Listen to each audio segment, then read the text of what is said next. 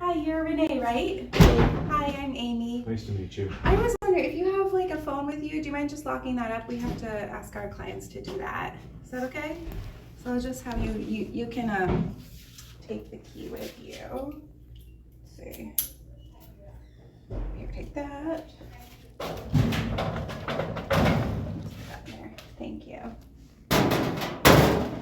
And then I'm gonna have you sit right in that room. Do you mind? I have a social work student with me today. Do you mind if she sits with us during the interview? Doesn't matter to me. Okay, cool. So I'll just have you head in there. Yeah. Thank you. Thanks, Lisa. Hello. I'm Amy. This is Emily. Hello. Nice to meet you. Thank you for having me sit in. Oh yeah. Sure. Knock yourself out. How you doing today? I'm okay. How are you? I'm good, thanks. So, sorry. I know that we exchanged emails, and so I know you've kind of been through this conversation or a similar conversation before, and I'm sorry to have to ask you a bunch of questions again. That's just how things go sometimes. No, you're good. I'm just trying to fulfill my probation order. Yeah, I understand. Yeah, Yeah. totally. So, Are you new here? I'm sorry? Are you new here?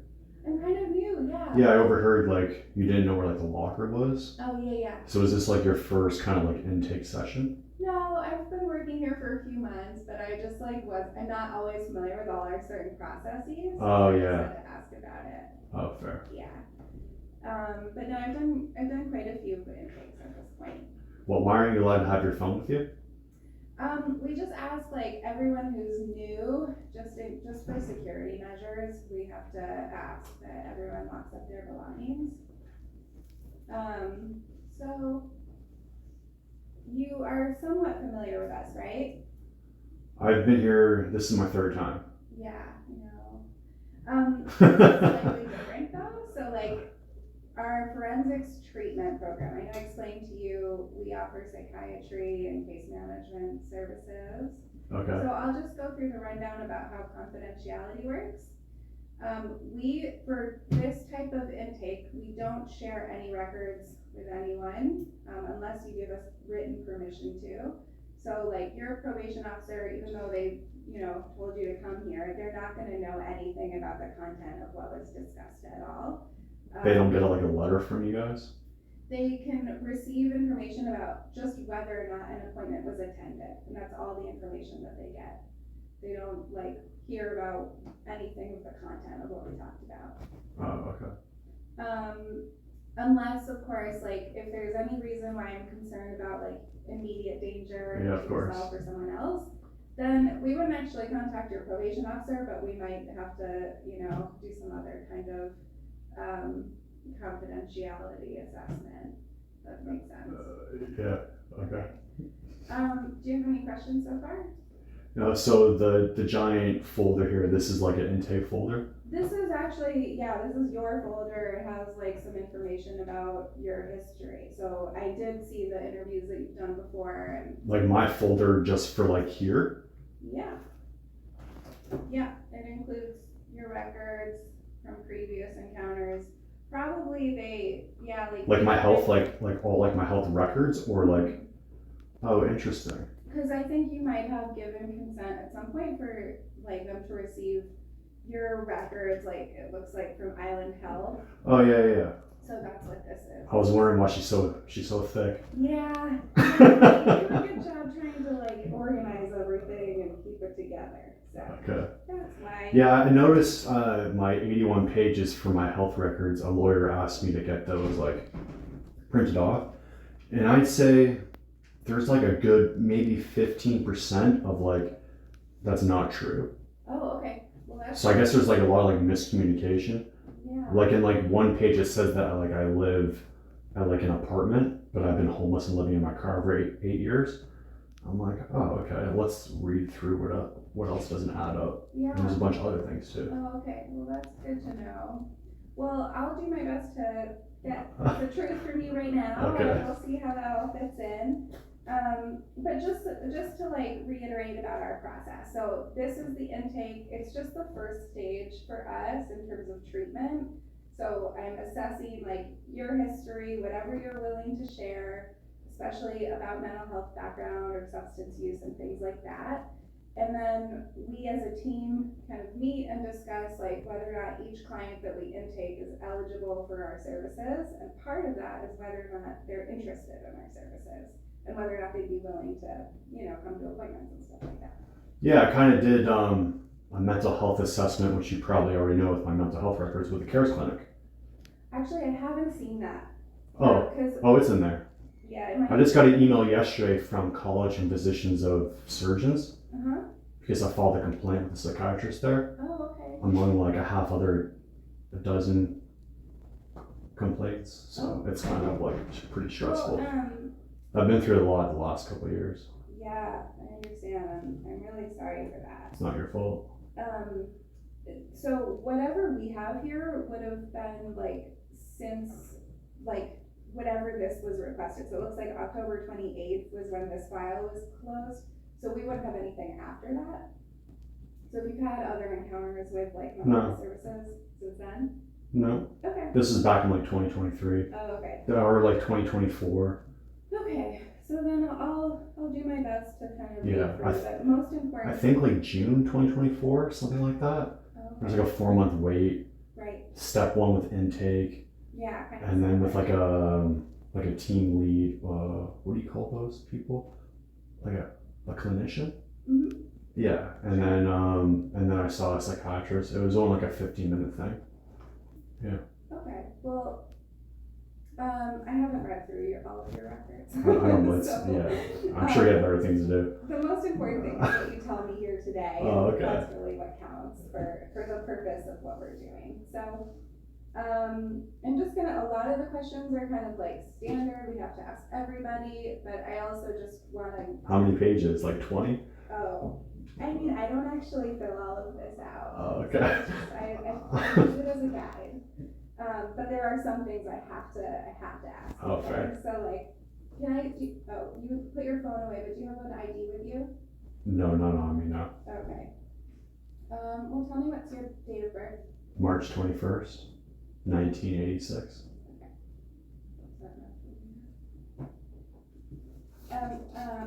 Where are you currently living? In the capital region. Okay. Do you have like an address?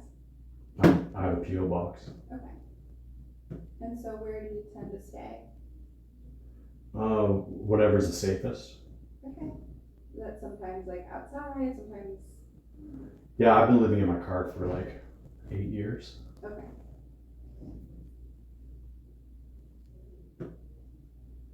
And what's your citizenship? Huh? I was born in Canada. Canada. Yeah. And what's your ethnicity? Caucasian? And do you identify as Indigenous? Nope. Okay. And what is your marital status? So single? And do you have anybody that you would list as like an emergency contact? 911. Okay. Good answer. Anyone else important to you in your life that would be good for us to know about? It's just me. So, actually, I'm just gonna put this aside. Do you mind just telling me like a little bit about your history? Like, where did you grow up? Who was in your family that you grew up with? Why? Because I'm asking. It's just part of our assessment, so I can hear a little bit about you and what your life has been like. Oh, it's a long story. I don't really want to get into it, really. Okay. How about some basics? Like, where did you grow up? Durham region in Ontario. And when did you come to Victoria? 2022, I think.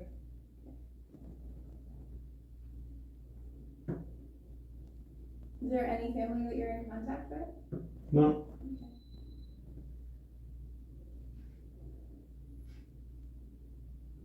And what about how was school for you? nothing to say about that. What level of school did you complete? I have my diploma. I'm sorry? I have my grade 12. Okay. And are you currently working? I'm on disability. Okay. Since when? Since like August 1st. Wait, no. April 1st? Of last year? April 1st of this year. Oh, okay, so recently. Yeah. And do you know what disability was listed on your form? Yeah, PTSD, anxiety, depression. Cool. Not really. I'm sorry? Not really. Yeah, I'm sorry for saying it like that. I know what you mean though. You're right, it's not that cool. So, prior to that, have you had any jobs recently? Oh yeah. What kinds of work have you done? So I have experience working in like a union, Mm-hmm. local 488 and local 853. Mhm. One's in Ontario, one's in Alberta, which is pipe fitting, specifically fire protection. So like sprinklers and like hydrants or fire extinguishers and stuff for like emergency systems like alarms and all that kind of jazz. That seems like really skilled and difficult. It's a pretty awesome job. So I have like a year and a half in Ontario and a year and a half in Alberta. And then I also have a journeyman crane operating ticket from 2015 from Alberta. So, which means you also have to have your class 1. So I went to driving school when I was 18. So I've had my class 1 for over 20 years. Okay. Mm-hmm. Do you still have a driver's license, a class 1? Not a BC driver's license, but I have an Alberta driver's license. Okay. So that's, yeah, like some really skilled, it must have taken a lot of work to get to that level with the unions? Not really, no. No? You were able to just kind of get in there and get those skilled labor jobs? A lot of like door knocking and I mean, yeah, I mean, you just have to just go around to commercial areas and just start knocking on doors with resumes. And I mean, maybe you'll put out like 200 resumes, 100 resumes, and maybe you'll get like 1 contact, 2 contacts. And then you have to just keep on like going, like bugging them. And hopefully they're on like a good day, which is often on like a Friday, right? You just go there on like Friday, you know, usually like tradespeople have like half days and stuff. And maybe around lunchtime, 11:30, 11:45, see the boss, I don't know, go around back like the loading dock, talk to the workers and be like, hey, who's management here? Do you have any like, you know, I don't know, you just gotta like Wow. network. I mean, so you were like super devoted to figuring that out and organized about it. Nah, you don't have to gas me up. It's just basic stuff. You just have to, yeah, it depends if you want like good high paying jobs, right? I mean, it's way easier now because I feel like I'm gonna say something like an old man would say now, but now you have like Indeed, right? Mm-hmm. And it makes it way easier to like on Indeed, you just upload your resume and you don't need to like, it's not about who you know or you don't have to stomp the pavement because Indeed's like, hey, here's all the people that are hiring. Yeah. And you just like apply. It's so easy. Yeah, that's very true. The online world has made some things easier, hasn't it? So many things. Okay. Well, so you moved to Victoria in 2022. Was there like a reason to come specifically to Victoria? Oh, it's a long story. Yeah. Can you tell me anything about it? I really don't want to get into it now. I don't think this is like the time or the place, really. Okay. How about any mental health diagnoses in your past? You mentioned the PTSD, anxiety, and depression. So right now I have a bunch of like a half dozen complaints. Okay. So I'm in the process of dealing with like advocacy groups, Mm-hmm. human rights, college and positions, police complaints. So I'm just going through that process right now. And right now, like the reason why I'm here is because I have I'm charged for the first time at 38, and I was training to be like a police officer or a firefighter, and now all of a sudden I can't do that now for like, there's like a long story like behind that. So right now I'm just kind of like trying to dig myself out of this. It seems like a police and a community kind of forced on me. And I have lots of evidence of that, even like a witness. Okay. Right? So So even like there's like an officer, I've had death threats and stuff like that, and like I've had like an officer, Constable Steve Panica, like admit a bunch of things on like audio and video and stuff like that. So okay. yeah, it's like a long story, but I'm trying to figure it all out, right? So you're saying Because police are lazy. you're hoping your goal is to get into the police or military, is that right? Well, I was training, right? So I saw a recruiter a couple of years, like I don't know, like a bunch of years ago. Canadian Armed Forces recruiter for firefighting, and even though I had my diploma, since I didn't really excel in like any of my classes or take any academic classes, I only had grade 9 and 10 math and science, and I guess one of the requirements was grade 11 math and science. So he's like, go get those credits and come back and then we'll talk. He says, but you need to have at least a 75% average or higher. I said, okay, bet. So this was like during COVID. So I got 80% on math and 75% on science, and I got those credits. But since then, the firefighting trade hasn't been in demand, because if you go to like the CAP website, it'll say like in demand or like highly, like, or if they like really need people, because usually you need your NFPA 1001, part 1 and 2, which is like the firefighting training course. I know like a bunch of there's like I met a guy in Victoria, and he went to Texas to do it because it's like a third of the price, and it's still like recognized in Canada. And I was thinking about doing that. But yeah, it's like it's not in demand, and yeah, I've just been kind of like kicked down the stairs a lot lately. Yeah, that sucks. It is what it is. So I asked about any mental health diagnoses, and it sounds like you're saying you don't really agree with what you might have been diagnosed with, or I don't totally understand about the complaints. You'll have to look through my records. Okay. Well, do you feel Sorry for like not you making have it any easy mental for you. health concerns? Just whatever is on my disability. The PTSD, anxiety, and depression? Mm-hmm. Do you take any medicine? No. Okay. Any therapy or treatment for that? Yeah, I do a lot of like managing on like my own stressors, and yeah, a lot of like self-care. Okay.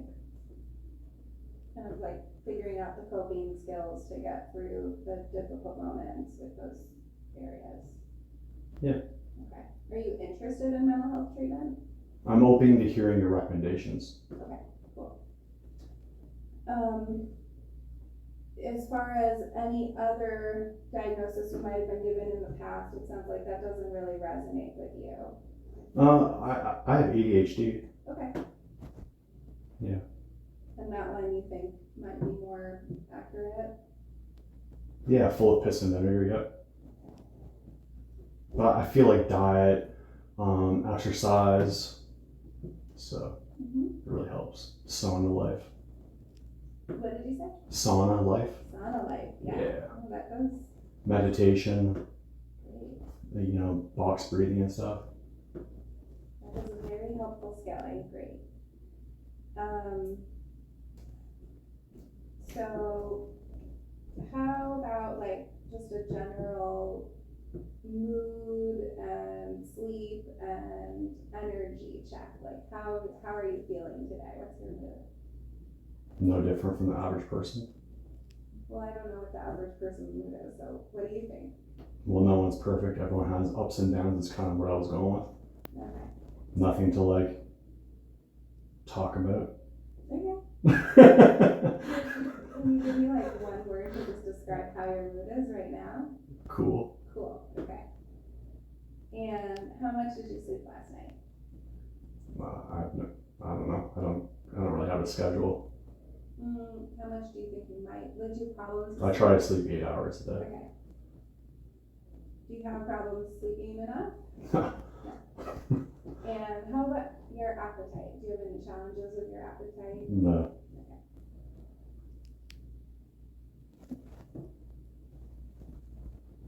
And, I mean, you have these diagnoses that you said kind of feel like they fit. Do you feel like you're struggling with depression or anxiety at all recently?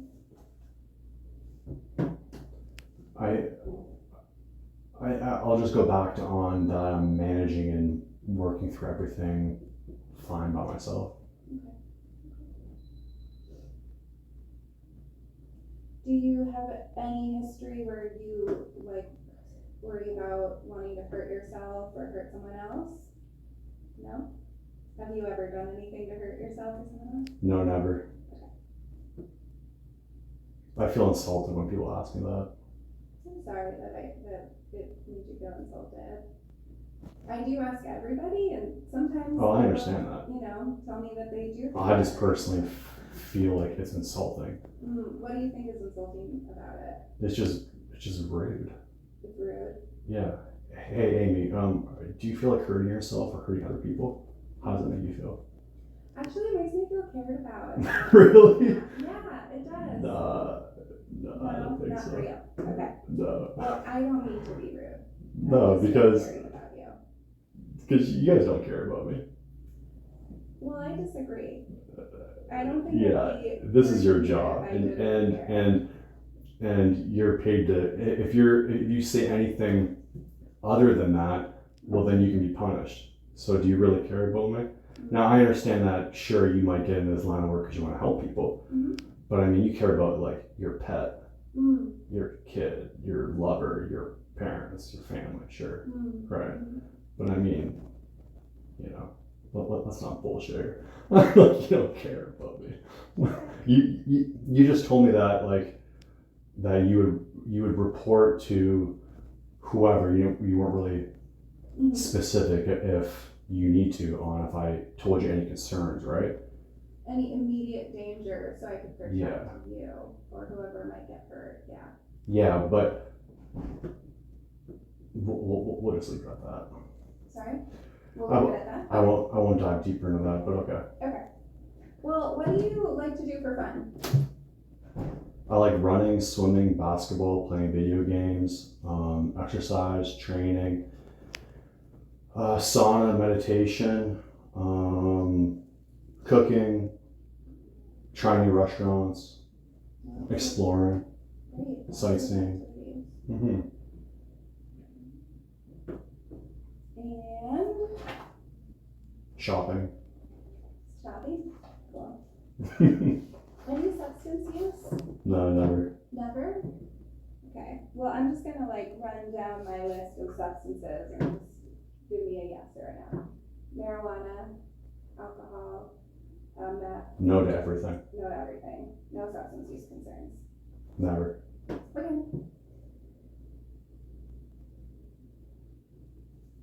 And no. The only other, there's like a standard form I have to ask about your risk of falling down. I hope you're not offended, but I do have to ask, like, do you have any issues where you suddenly fall down? No. No? Have you fallen down in the last 6 months? No. Okay. I haven't walked in a year and a half. I'm sorry? I haven't walked in like a year and a half. You haven't walked? Depression. Oh, okay. Like you. So like walking from like my car to here Mm-hmm. is like the most I've walked in like a week. Oh, wow. So you mostly stay in your car? I haven't moved. Okay. Okay. Depression is real. Yeah. Okay. And are you okay with consenting for us to, I guess, access Island Health records again? Sure. If that's useful to us? You guys can do whatever you like. Okay. Is there any other healthcare facility that might be useful for us to get records from? I don't know. Well, how do you feel about our treatment services? Are you interested? I don't know what they are. Well, we have a psychiatrist who, we have two psychiatrists, and so usually when someone comes into our treatment, they're assigned to a psychiatrist, and then they do kind of a follow-up evaluation with them to see like what kinds of psychiatry needs they might have. And we have case management to sort of help if anybody's interested in accessing resources in the community or housing or anything like that. And so we're here to kind of provide support, mostly for mental health needs. We also have a counselor who talks to people, does therapy. So that's our treatment services. And if you're interested, let me know. Oh, well, what do you recommend? I think we do super helpful work for people. So I recommend, if you're interested, I think it could be really helpful to talk to a psychiatrist, because you mentioned that you have these worries with anxiety, depression. You're dealing with it by yourself, and that's really great and half the work. That sometimes people benefit from, more support, and I think anybody could. What does support look like from a psychiatrist? Well, in the first evaluation, you're gonna kind of really talk about what kinds of mental health concerns you might have, so you might have to open up a little bit more. Yeah, talk about negative problems. Yeah. Which isn't good to do in the first place. Okay, and then after that? Then they may make some recommendations. They might suggest medication. They might suggest, therapy or case management. So everything that we do is voluntary. You do not have to participate in anything. Oh, I know. I'm just doing as I'm told. Yeah, I mean, there is sort of this like dynamic where you're recommended to come here by your probation officer. You're feeling that already by being here now. And then after that, it's like, we can't force you to come, and the probation officer can't either. They can't force us to like make you come, if that makes sense. So. Do you think I need to take pills? But I can't really say because I'm not a psychiatrist. You kind of already did. I didn't say that. Well, you recommended to me seeing a psychiatrist. Yeah. And half of what they do is give pills. They make recommendations about whether or not someone might benefit from medication. So that's up to you if you want to meet with a psychiatrist and kind of do an evaluation with them. I'm really against like Band-Aid solutions. Okay. And you feel like medicine is a Band-Aid solution? No, that's not what I said. What? But no, I feel that giving someone pills, in my situation, is just like a Band-Aid solution. And lack of a better word, that I feel just like it's bullshit. Okay. I mean, you're totally free to have that choice or that opinion. Well, I know that. And so, I mean, I'm just trying to get like a sense of how interested you are. That's it. Like, if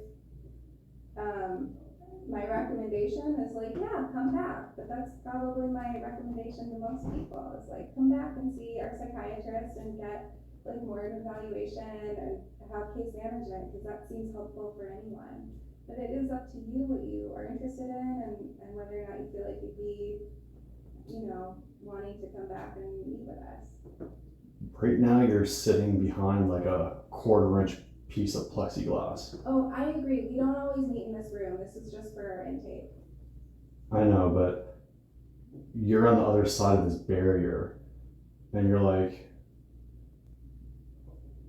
you said the word like support, right? I like that word. Support's good.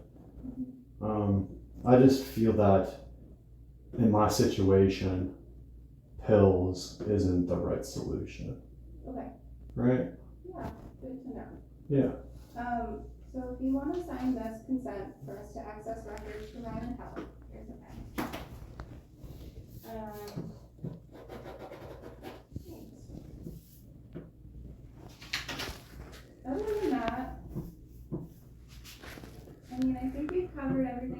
talk about, so I appreciate it. I really do appreciate you coming in. Are you kicking me out? I'm not kicking you out. Oh, okay.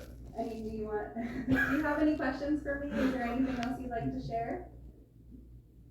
Not really, no. I feel like this was like pretty quick. Is it?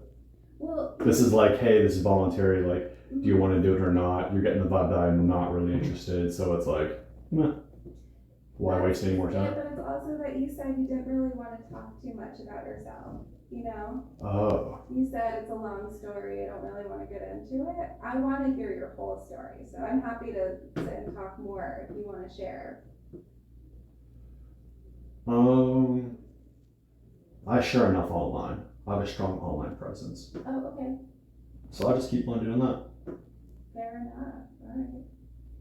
Then yeah, I mean, I'm not kicking you out, I'm letting you No, go. I'm just being cheeky. I'm sorry. Yeah, it's don't okay. don't take me personally. That sounds good.